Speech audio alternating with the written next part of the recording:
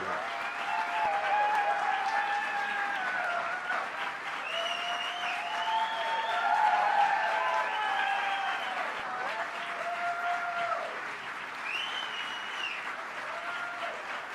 Well,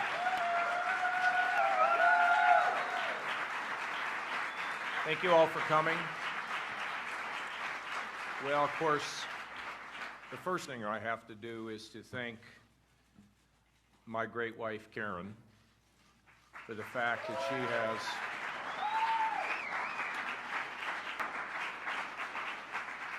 she has endured my political career and also, of course, accentuated it. There's nobody like Karen. She's charismatic. She walks into a room and people fall in love with her. You know, when she appeared on Anderson Cooper, John Weaver commented, and Beth Hansen commented that if we'd only run Karen, we would have been a lot more successful. I happen to agree with that. And God, you know, Emma and Reese showed up, and I mean, they're unbelievable. They're just so beautiful, and they've been so supportive. And they've traveled with me around the country as well, and it was always such a delight to have the family on the road.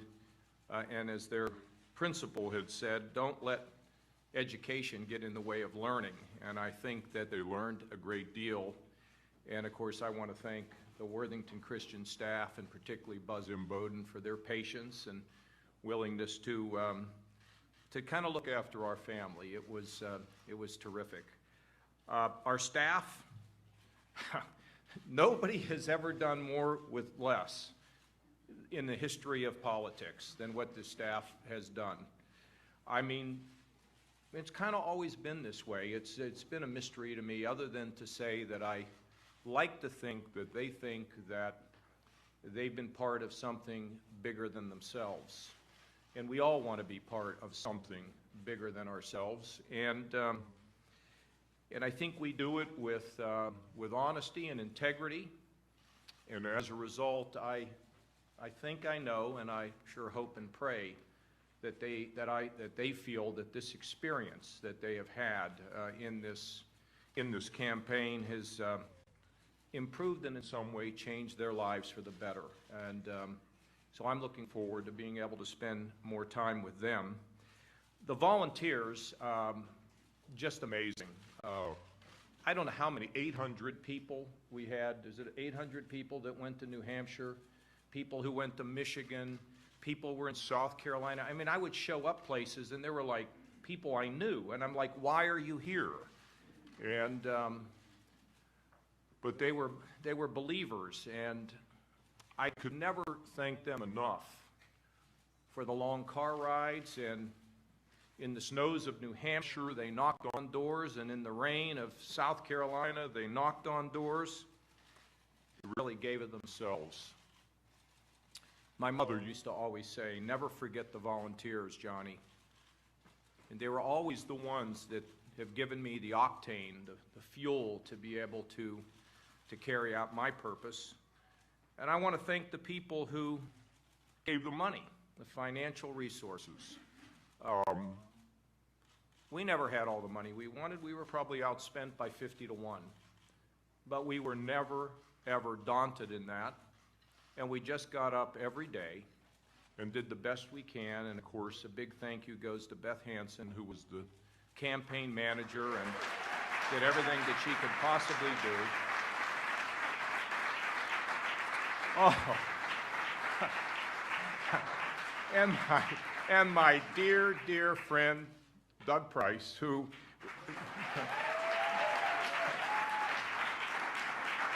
well, we start getting into these names, but as I mentioned, I think Emma said, well, Mr. Doug, didn't you travel with my daddy for like a year and a half? And Reese looked at him and said, how'd you ever do that?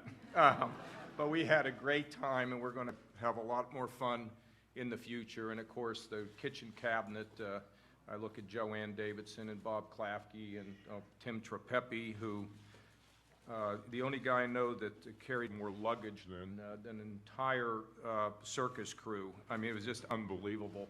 So, and I know I'm leaving some people out, but I want to thank every one of you. You know, I visited these beautiful, beautiful towns in New Hampshire. And people had really counted me out in New Hampshire, but when we hit our 100th town hall, it was remarkable. Those beautiful towns. I will never forget the people of New Hampshire. We moved from New Hampshire, you know, in the far east, all the way to the excitement of California. Even being able to sit in traffic in Los Angeles, it was a big part of, and I just love California and what it means to our country and the excitement that it breeds.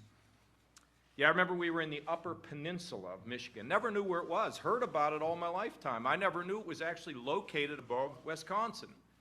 And we landed, and I remember everybody was looking at their phones, and I said, would you all please put down your phone, because this is a winter wonderland. This is magical, what we're seeing here, what the good Lord has given us. To the energy of Miami Beach, Florida, for one of the last debates, and you know, it was interesting. They didn't think I could make any debate, and I made all 13 of them. In fact, won a couple of them. As for my beloved Ohio, the people here, I cannot tell you how much I appreciate the opportunity that you've given me to be a leader in this state. The people of Ohio have given me the greatest professional experience of my lifetime.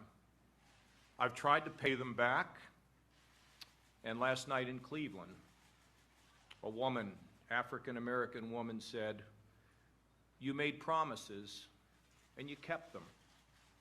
And that's why I'm here tonight, because I believe in you, that you brought our people together.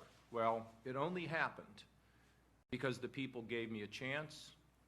And everywhere I went in America, I told the people about our beautiful, beloved state and held Ohio high. And I think gave people an impression from one end of America to the other that Ohio is a special place. And I expect we're going to have more visits as a result. I marveled at my colleagues who held public office. They knocked on doors, they made phone calls. And I mean, these were people who came from the legislature. I mean, when you're an executive and you have to deal with the legislature, it's not always peaches and cream. But yet these legislators, the leaders, the Speaker of the House, the President of the Senate, some of my statewide colleagues like the Attorney General, just incredible that they would have come out and honored me. Frankly, I was so humbled by the fact that they came and they loved me. They encouraged me. The people of our country changed me. They changed me with the stories of their lives. Oh, we all remember that hug in South Carolina from that young man who had found despair and then found hope somehow, and he just wanted to give me a hug, and the country marveled. But you know, that was one of a series of these things that had happened. The gentleman showed up in New Hampshire. He said, I don't think I warned my son enough about the dangers of a certain type of cancer, and now he has it, and I'm blaming myself. And he put his arm around me and cried. And I said, sir, it's not your fault. You didn't do anything wrong. You're a great father. You come here all the way from New York to tell me about this. Take the load off of your shoulders. He wrote us a letter saying that little conversation made a difference with him.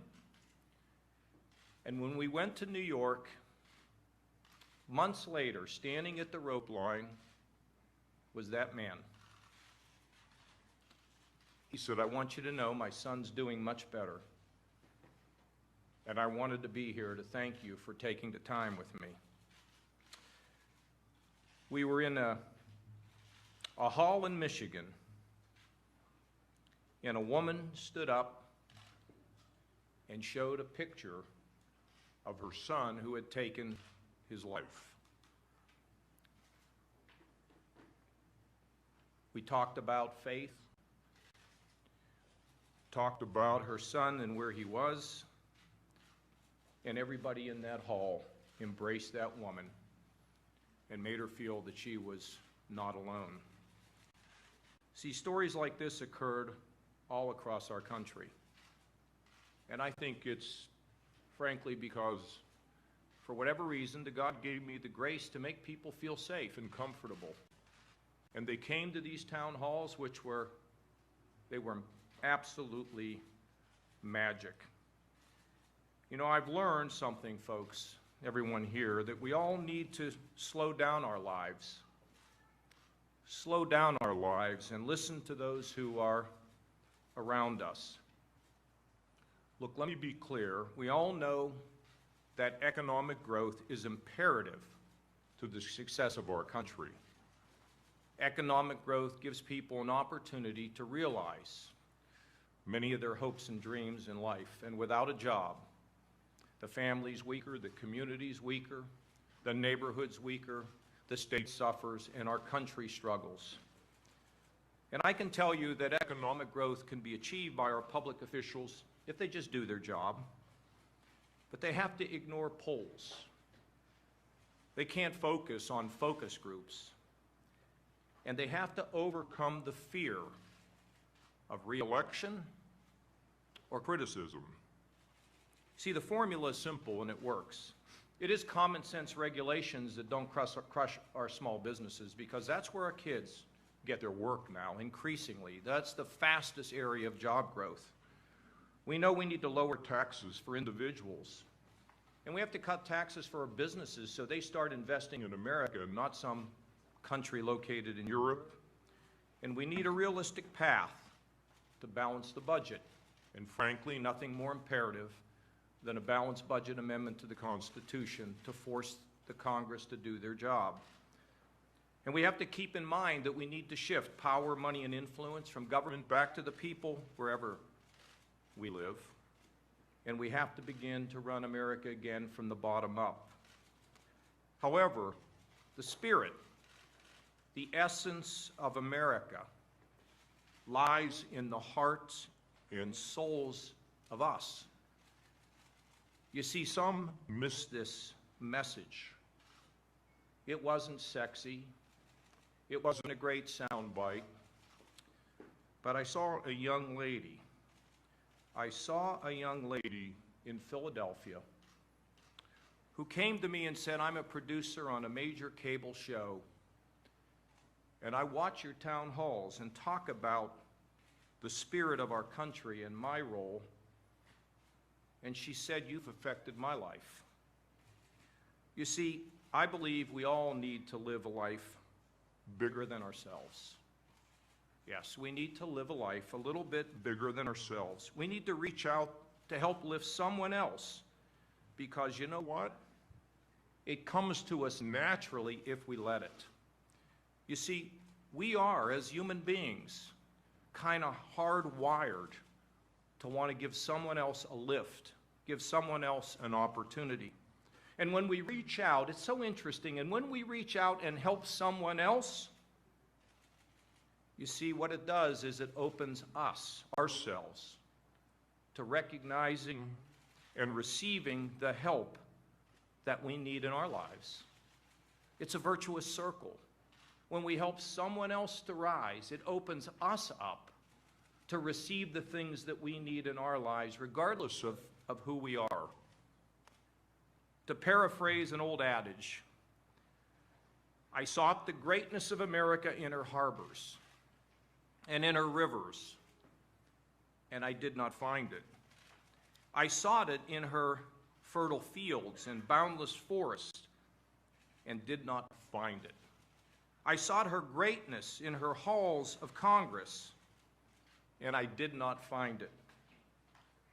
You see, after this campaign, I see it in us when we come together, when we lift one another with our eyes on the horizon. Throughout my campaign, I have said the Lord may have another purpose for me. And it set all the pundits at Twitter. Does that mean he's not committed or he's not focused or he's not energetic? It showed to some degree how little they understand about life. You see, I have always said that the Lord has a purpose for me as he has for everyone. And as I suspend my campaign today, I have renewed faith, deeper faith, that the Lord will show me the way forward and fulfill the purpose of my life. Thank you, and God bless.